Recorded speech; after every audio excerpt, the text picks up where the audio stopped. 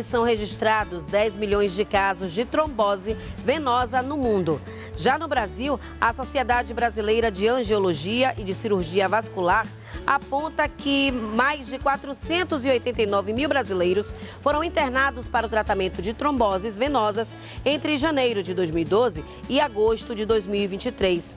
Na tentativa de conscientizar a população sobre a importância de prevenir a doença, o dia 13 de outubro é reconhecido como o Dia Mundial da Trombose, que acomete principalmente as veias das pernas e os pulmões.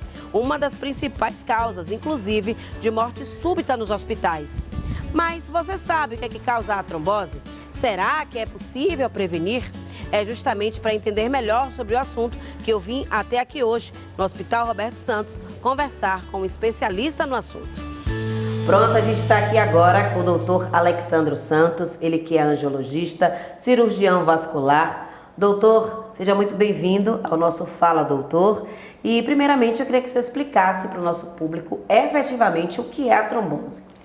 Primeiramente, Cris, um prazer te conhecer e obrigado pela oportunidade de estar aqui nessa casa, que para mim o Hospital Geral Roberto Santos hoje representa não o maior hospital da Bahia, mas o maior e melhor hospital do Norte e Nordeste. E falar de uma patologia tão frequente, tão comum, e que a gente pode, com informações pequenas, informações mais simples, alertar a população. Trombose venosa profunda nada mais é do que a formação de um coágulo, de um trombo dentro de um vaso. Esse vaso pode ser uma artéria ou esse vaso pode ser uma veia. E nós sabemos, todos nós, tanto médicos, enfermeiros, como os leigos propriamente dito, que vasos e artérias, essas artérias e essas veias existem em toda a parte do corpo. Em nossa cabeça, em nosso tronco, que é o nosso tórax, em nosso abdômen, em nossas pernas, em nossos braços. Portanto, aquele mito que trombose venosa é só nas pernas acaba de ser quebrado. Trombose venosa profunda pode acontecer em qualquer parte do nosso corpo. Então, de maneira simples, trombo nada mais é, a trombose de maneira geral nada mais é do que a formação de um trombo dentro de uma veia ou de uma artéria. E de onde é que vem esse mito, então, essa ideia de que atinge mais as pernas e os pulmões também? Isso é interessante porque medicina é baseada em evidência, medicina é baseada em pesquisa. A gente sabe que mais de 80% das fontes emboligênicas dos trombos acometem os membros inferiores, as pernas. Então, na verdade, é um mito porque a grande maioria das tromboses venosas e arteriais também, elas vêm dos membros inferiores das pernas. E a gente sabe que existe uma evolução catastrófica, que é a embolia pulmonar, que nada mais é do que a obstrução, a oclusão de uma artéria pulmonar. E esse trombo, esse coágulo que obstrui essa artéria do pulmão, invariavelmente, te diria, de mais de 80% das vezes, vem das pernas. Portanto, foi criado esse mito que a trombose só acomete as pernas, mas não. A trombose, como eu te disse antes, acomete qualquer parte do corpo. E o que a gente precisa ficar atento existe várias formas de fazer a prevenção. E a gente, no desenvolver da nossa conversa, vamos alertar a nossa população sobre como é simples evitar essa tão terrível e temida doença, quando não tratada. Com certeza, a gente ouve muito falar sobre trombose, né? Pessoas que são internadas para alguns procedimentos médicos, né? O uso de anticoncepcionais também eu vejo muito relacionado a essa questão da trombose. Mas quais são efetivamente as principais causas, né? Como é que uma pessoa pode ser acometida pela trombose? Cris, hoje em dia nós temos assim inúmeros fatores de risco que podem levar à formação do trombo, ou dentro de uma veia ou de uma artéria. Mais especificamente, eu acredito que nesse comunicado e nessa comunicação nossa, vamos falar mais sobre a trombose venosa profunda. Fatores de risco nos pacientes jovens hoje, sem dúvida nenhuma, o anticoncepcional. Tanto a pílula quanto o anticoncepcional, que a gente chama hoje de DIU, que é o dispositivo intrauterino, que vem com Mirena, que tem progesterona, também aumenta o fator de risco. Ou mesmo os transdérmicos, né? Que também pode levar à trombose venosa profunda. Isso nos pacientes jovens, mas existem outros fatores de risco, como a obesidade, o sedentarismo, existe uma doença terrível chamada trombofilia, e existe hoje a doença a segunda causa de morte no mundo, que é o câncer, seja ele de qualquer origem, de qualquer sítio, de qualquer linhagem. O câncer é um fator de risco muito importante para a formação de trombose venosa profunda. Então a gente tem que ficar alerta, porque muitos pacientes às vezes nos procuram: doutor, quando eu viajo de avião, minhas pernas incham. É lógico que quando incham as duas pernas, muito pouco provável essa doença se desenvolveu, porque a trombose venosa profunda ela tem uma característica, ela acomete mais unilateralmente. Provavelmente os pacientes, quando chegam, porque ficaram sentados muito tempo, ou em pé muito tempo, sem deambular, e nas viagens de avião, geralmente os pacientes, principalmente os mais idosos, ficam sentados durante muito tempo, aí sim é um fator de risco muito comum o desenvolvimento de trombose venosa profunda.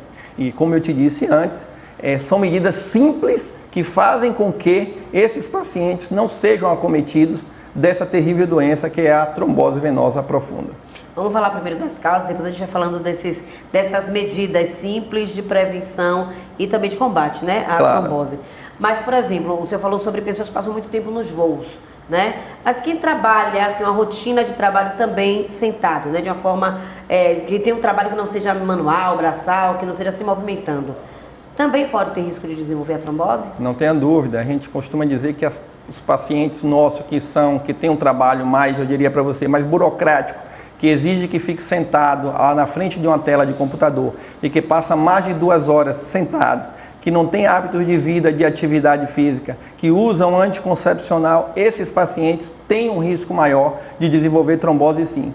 Porque assim, se você analisar, é uma coisa simples de entender. O que é que evita a trombose? O movimento do coração periférico, que a gente chama, que é a batata da perna, a panturrilha. Então, se as pessoas têm a consciência, a cada 1 hora, 1h30, 2 horas, levanta, dá uma deambulada de 5 minutos, já está fazendo um grande benefício para ela, tá certo? No sentido de evitar essa terrível doença. É lógico que é muito mais comum os pacientes que estão sentados muito tempo, que têm a sua atividade laboral, que faça com que ele fique sentado ou em pé durante muito tempo, esses pacientes tendem a ficar com inchaço nas pernas, principalmente nos tornozelos. Isso nada mais é que uma retenção de líquido. É muito pouco provável que esses pacientes que têm edema nas 2 pernas, eles tenham trombose. Pode acontecer? Pode, mas é muito menos provável, tá certo? Então, eu diria para você que os pacientes, quando eles fazem um movimento, ou o movimento de mexer os pés, fazer a dorsiflexão, que é fazer com que os pés se movimentem, ou levantar e andar a cada 5 minutos, ele evita 2 coisas: o inchaço em ambas as pernas e evita essa terrível doença da qual a gente está falando agora, que é a trombose. A gente vai falar mais sobre essa questão da prevenção, mas me chama a atenção quando o senhor fala sobre esse inchaço nas pernas, porque o senhor também destacou no início que essa doença pode acometer outras partes do corpo. Nesse caso, o primeiro sintoma também é o inchaço, ou existem outras formas da trombose se apresentar? Na verdade, o primeiro sintoma da trombose não é o inchaço, é a dor. O sintoma da dor é muito comum. É lógico que o inchaço vem associado nas pernas, nos membros inferiores. Quando o inchaço vem associado e é unilateral, a gente tende a se dedicar mais à investigação, ao diagnóstico da trombose venosa profunda. Mas você frisou muito bem que às vezes uma trombose no membro superior pode não dar um inchaço no primeiro momento, só ser a dor no sítio onde desenvolveu a trombose. E a gente tem que ter a capacidade técnica de ouvir esse paciente, saber se houve algum movimento de maneira inesperada, se houve uma retirada de repente de um nódulo na mama, isso é muito comum e fez com que esse paciente precisou ficar com o braço muito tempo parado. Se houve alguma punção, mesmo em exames de laboratório, é muito comum a gente pegar a formação de trombos superficiais em alguma veia em pacientes que têm dificuldade de acesso para exames de laboratório. Ou mesmo um trauma, uma pancada pura e simples, pode levar ao desenvolvimento de uma trombose. Então eu diria para você que os 2 sintomas mais comuns é inchaço verdadeiramente e dor ou no membro inferior ou nos membros superiores. Para quem está nos assistindo, se a gente for dar dicas, agora sim, de como se prevenir em relação à trombose, com suas atividades diárias, com essa vida sedentária que a gente cada vez mais está inserido, né, fazendo tudo pelo computador, pelo celular, quais as dicas o senhor daria para quem está nos acompanhando para evitar ser acometido pela trombose? A gente, quando vai dar essas informações e essas orientações ao público, a gente tem que ter muita consciência de que Existem segmentos da população, o paciente mais idoso, o paciente intermediário e o paciente mais jovem. E não estou aqui para dizer que as pacientes mais jovens, vou começar por eles, principalmente as mulheres, não devam usar o anticoncepcional, não devam usar o seu dispositivo, não deva fazer a sua prevenção, não deva tratar a sua endometriose. Não, não é isso. Converse com o seu ginecologista, porque existe hoje contraceptivos mais novos que podem minimizar o risco de trombose venosa profunda, mas mesmo aquelas pacientes que precisa usar o anticoncepcional, ela com a orientação do ginecologista, acompanhado com o angiologista, de repente ela mudar o hábito de vida, usar uma meia elástica durante o seu trabalho, isso vai fazer com que aquele risco aumentado seja minimizado ou quase equilibrado no 0 a 0 para o risco de trombose venosa profunda. Aos pacientes idosos, eu aconselho o sair do sedentarismo, é fazer atividade física, porque a gente sabe muito bem que os pacientes idosos, por si só, pela idade, já é um fator de risco a mais para a trombose. Pra você ter uma ideia, a gente tem critérios hoje para poder fazer um relatório e liberar para um paciente idoso, e um dos critérios principais é a idade do paciente. Então o paciente carrega a idade como fator de risco. Se carrega o sedentarismo como um segundo fator de risco, que é muito forte também, associado ao sedentarismo e à obesidade, a gente vai ter aí 3 fatores de risco importantes para o desenvolvimento dessa trombose. No decorrer dessa conversa, você vai ver que existe um quarto, que são trombofilias, que são fatores que qualquer um de nós podemos carregar conosco e não sabermos que estamos carregando. É mais um fator de risco para a trombose venosa profunda.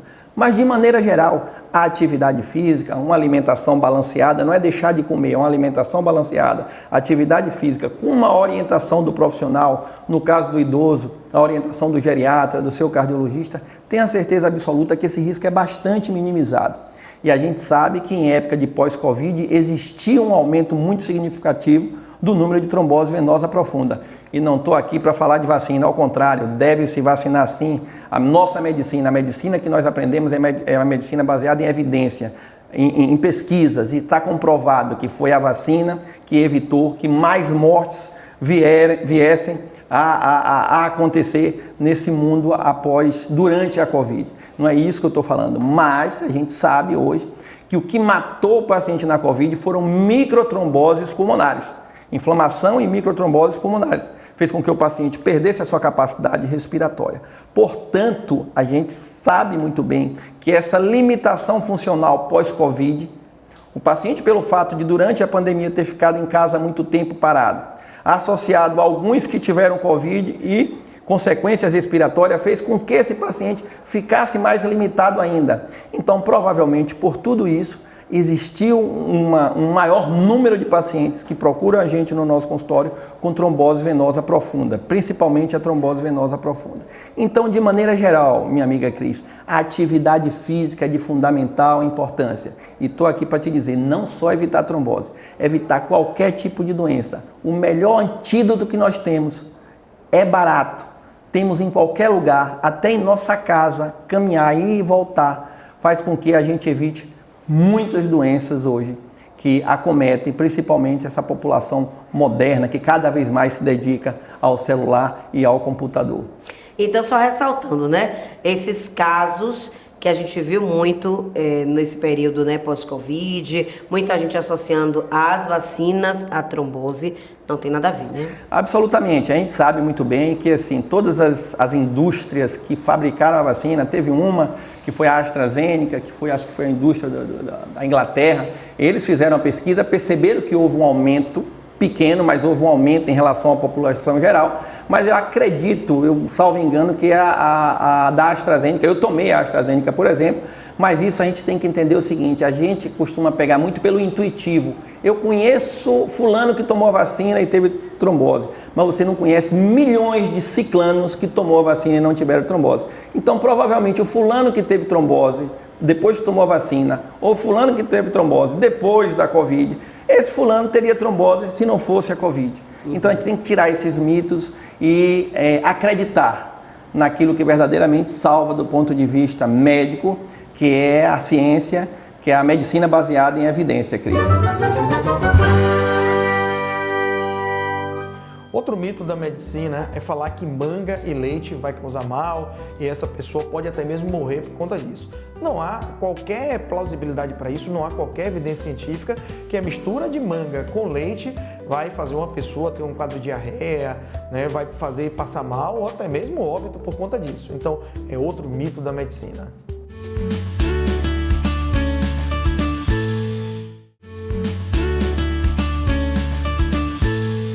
Você que está nos acompanhando, esse é o Dr. Alexandro Santos, ele é médico angiologista, cirurgião vascular, está dando essa verdadeira aula para a gente aqui em relação à trombose, que é essa doença que acomete a tantas pessoas e que, em geral, né, não se tem tanto conhecimento, as informações não são divulgadas, talvez como elas deveriam. Mas eu queria que o senhor falasse um pouco agora sobre esse quarto fator que o senhor destacou aqui durante a nossa conversa, que pode acometer a todos nós e que pouca gente sabe. Que fator de risco é esse? Na verdade, a gente vai falar da trombofilia. A trombofilia nada mais é que um distúrbio genético do qual qualquer um na população pode carregar. O que é isso? Geralmente são substâncias que protegem a gente contra a trombose, de maneira muito geral. Nós carregamos entre a gente algumas proteínas, algumas substâncias que nos protegem contra a coagulação. Existem alguns pacientes que, por fator hereditário, essas substâncias não existem ou estão muito baixas. Então, nós estamos expostos, né, a uma trombose, a gente chama de trombose espontânea. E que doença é essa? São as trombofilias, né, que nada mais são do que essas alterações, né, alterações genéticas, alterações de proteínas, alterações na cascata da formação do trombo, que nos expõem a um risco maior.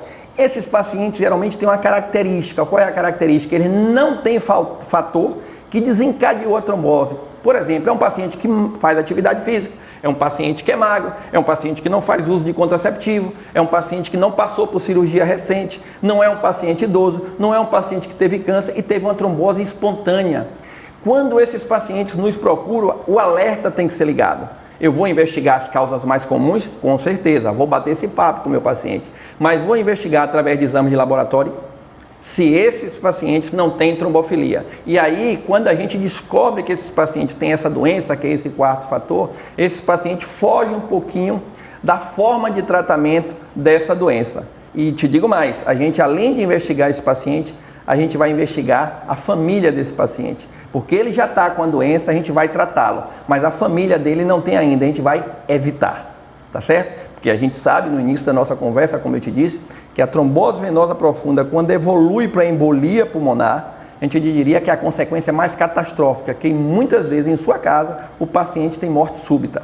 Quando dá tempo de chegar no hospital, o paciente vai para a unidade de terapia intensiva e lá vai ser ministrado a esse paciente as formas que temos de tratamento desse paciente.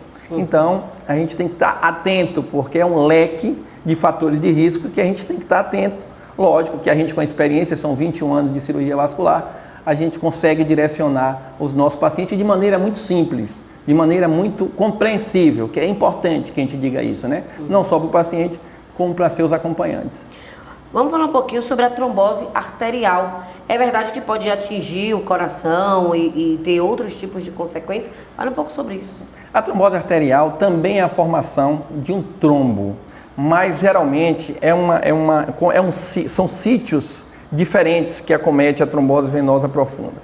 E por incrível que pareça, as coronárias, que são as artérias que irrigam o nosso coração, é um dos sítios mais comuns da trombose arterial. Geralmente são pacientes que carregam consigo fatores de risco. E nesses fatores de risco mudam totalmente da trombose venosa profunda, porque aqui cai a idade, mais uma vez, mas o diabetes é um fator de risco importante. O tabagismo hoje no mundo é o fator de risco mais importante para o desenvolvimento da doença arterial, a obesidade, o sedentarismo, o colesterol elevado, o triglicérides elevado. Então, assim, tem outros fatores de risco que acometem, fazem com que esse paciente tenha trombose arterial, que diria para você que, de maneira geral, é muito mais catastrófica do que a trombose venosa profunda. Catastrófica porque, se for no coração, o paciente pode infartar e não dá tempo de chegar na unidade de tratamento. Se for numa carótida ou se for no cérebro, o paciente pode ter um derrame e, invariavelmente, tem um derrame, que é um acidente vascular cerebral, né, isquêmico, né? Isso acomete muitos pacientes, principalmente os pacientes idosos. Mas nos membros inferiores pode levar à amputação se o cirurgião vascular não intervir de uma forma precoce. Mas também pode ser para os rins, pode ser para o intestino, pode ser para o fígado, pode ser para o pâncreas. Então todos os sítios podem ser acometidos, sendo que os fatores de risco, todos eles são esses que eu te citei. E hoje o que está muito em pauta é o sedentarismo, o tabagismo e o diabetes. São fatores de risco que estão intrinsecamente ligados, sendo que um a gente pode modificar quando é o diabetes tipo 2. Esse a gente pode orientar o paciente e isso ser minimizado, numa forma de prevenção, antes dele desenvolver. Mas o diabetes tipo 1 não. Mas existem outros dois que a gente intervém de maneira imediata e aconselhando, orientando, que é o quê? A atividade física, que é de fundamental importância, como eu te disse, é o antídoto, é o que combate, né? É a arma que a gente tem para combater, né? E a alimentação. Não te digo alimentação, não. É você ir no seu nutricionista de maneira consciente, de maneira racional, de maneira menos, eu diria para você, que gaste menos, porque a gente sabe que a população, nem todo mundo tem condição de fazer aquelas dietas que tem que ser acompanhada, tem que ser feita. Não precisa isso. Com a nossa alimentação, com fruta, legumes, verduras, feijão, arroz, carne, tudo isso pode ser balanceado com uma boa orientação de nutricionista e a gente fazer com que esse fator de risco não é que deixe de desapareça repentinamente, mas pode minimizar. Então são coisas simples que a gente tem dentro de nossa casa, tem ao nosso alcance. Qual é o nosso detalhe? A procrastinação. Amanhã eu faço. Com certeza, doutor. E muita gente que está nos acompanhando está se vendo nesse cenário que o senhor está traçando aí. Agora, falando sobre a trombose arterial ainda, o sintoma também, o principal é a dor ou pode se manifestar de alguma outra maneira? Não, Cris, aí o sintoma é a dor. Você está aqui, por exemplo, eu estou sentado aqui batendo esse papo com você. Se por algum distúrbio, que assim, a gente está falando da trombose arterial e ligada à trombose arterial, por exemplo, tem uma coisa chamada embolia arterial, que principalmente acomete naqueles pacientes que têm arritmia cardíaca. Essa arritmia cardíaca pode levar ao descolamento de um trombo, e esse trombo, que esse coágulo, ele ir pela corrente sanguínea, pelas artérias e obstruir uma artéria importante da minha perna. De imediato, a dor é lancinante, a dor é súbita, a dor é insuportável, porque ele obstrui um vaso importante que está levando oxigênio, está levando nutrientes para aquela musculatura. E aí, o principal sintoma é a dor, sim. Numa fase inicial, existe uma capacidade de intervenção e fazer com que esse paciente se restabeleça a sua atividade laboral normal. Mas existem horas, cada hora é muito importante para esse paciente, que esse paciente pode evoluir, que a gente chama de um grau 1 para um grau mais elevado, que é o grau 3. E aí tem muitos pacientes que chegam na nossa unidade que a gente não tem o que fazer e tem que submeter esse paciente a amputação. Às vezes a amputação abaixo do joelho, mas a maioria das vezes a amputação acima do joelho, na tentativa de salvar a vida desse paciente. Não nos preocupemos mais com o membro, com a perna, mas com a vida desse paciente.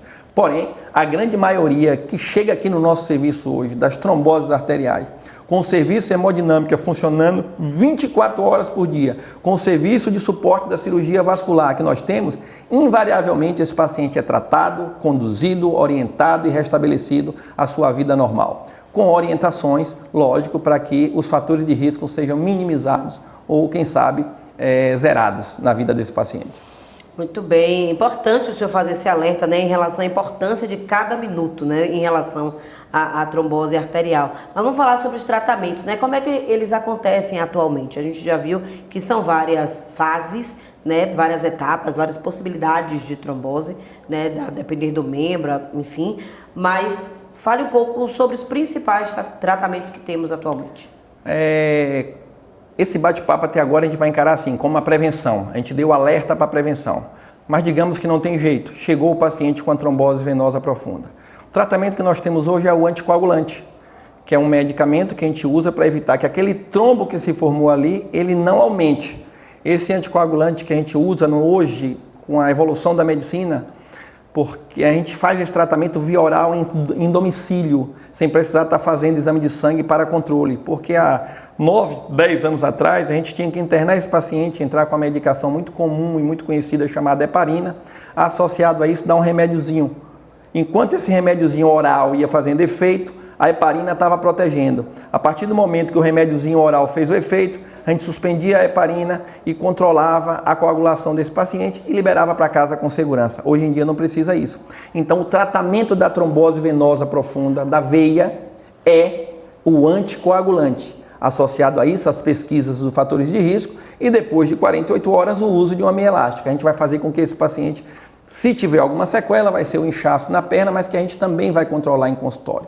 Quanto à doença arterial, é muito mais séria e muito mais grave. Se o paciente chega com doença arterial, além desse anticoagulante, que não é mais no meu consultório, é internado em unidade terciária, como o Roberto Santos, a gente tem que entrar com a heparina. Associado a isso, a gente vai quantificar qual é o nível dessa trombose. A gente vai, na verdade, a gente vai pontuar essa trombose arterial e ver se está no nível 1, no nível 2 ou no nível 3. No nível 1 e no nível 2, a gente tem tempo de agir e aqui a gente leva para a hemodinâmica muitas vezes, faz uma arteriografia, vê o sítio que está obstruído, onde esse trombo está e faz ou uma angioplastia, que é a colocação de um stent, ou faz um fibrinolítico, que é um medicamento que a gente usa que dissolve esse trombo, tá certo? E quando chega no nível 1, que é o nível mais precoce, a gente simplesmente anticoagula esse paciente, aquece o membro desse paciente, vê o que causou a trombose e trata o que causou a trombose, trata a trombose propriamente dita e esse paciente restabelece a sua vida cotidiana, a sua vida normal. Porém, a gente tem que ter em mente, a trombose arterial é uma emergência vascular, é uma emergência médica, precisa procurar o serviço hospitalar para que seja tratado e conduzido, independente do nível. A trombose venosa profunda, na maioria das vezes, a gente pega em consultório. O tratamento começa ali. Pode ser que em alguns casos esse paciente da trombose venosa precise ir para o hospital? Pode, principalmente quando esse trombo é proximal, onde a gente sabe que o medicamento via oral vai expor esse paciente 2 ou 3 dias ao risco de embolia pulmonar. Para evitar esse risco, a gente conduz à unidade terciária, ao hospital, e aí a gente fica mais tranquilo com a vida do nosso paciente e com o restabelecimento dele à sua rotina, tá certo? Temos casos de pessoas, o senhor falou em uma palavra que é importante, procrastinação.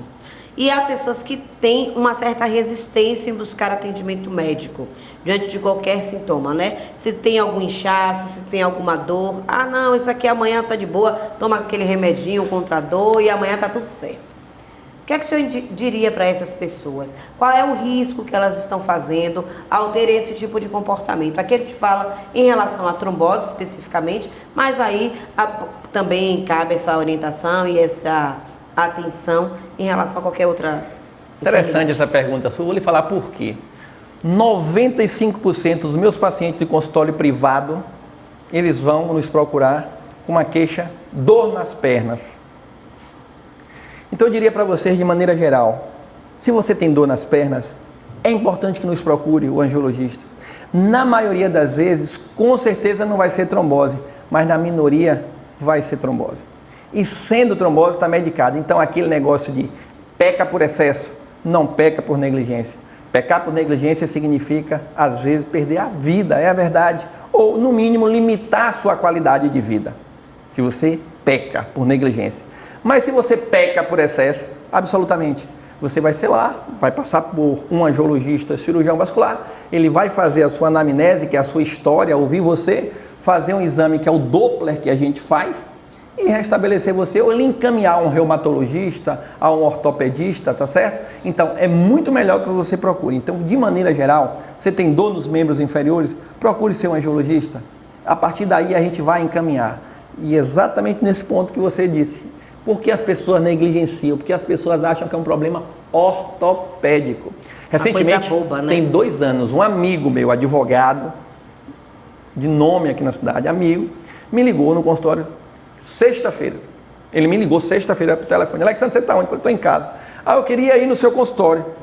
Falei, o que foi que houve? Não, porque eu estou com uma dor na perna aqui, mas eu já tive essas dores antes. Eu falei, como é a sua dor? Ele, não, a dor eu já tive isso antes, já me disseram que é ortopédico. Eu falei, tá, como ele me disse de maneira, então tá tudo certo. Segunda-feira eu estou lá, eu te espero. 5 horas da tarde ele chega. Quando ele entra e eu olho, eu falo, ele foi de bermuda, eu olhei, assimetria, o que é isso? Uma perna normal e a outra perna bem edemaciada.